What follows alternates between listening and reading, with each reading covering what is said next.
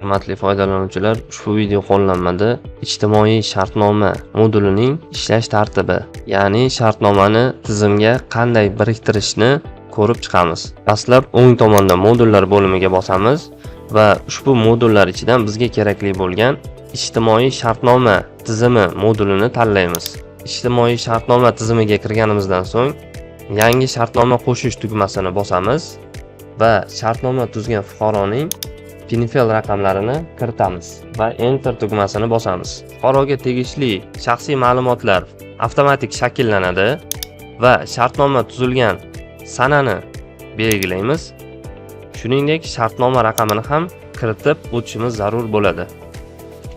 So'ng shartnoma faylini tizimga yuklaymiz. Faylni tanlang tugmasini bosamiz va bizga kerakli bo'lgan faylni belgilaymiz. So'ng yordam turini, ya'ni fuqaroga ko'rsatilayotgan yordam turini belgilaymiz va fuqaroning majburiyatlarini belgilashimiz zarur bo'ladi. Bunda bir nechta turni ham tanlashimiz mumkin. Va shartnoma shartlariga asosan dastlabki holat faylini biriktirishimiz zarur bo'ladi.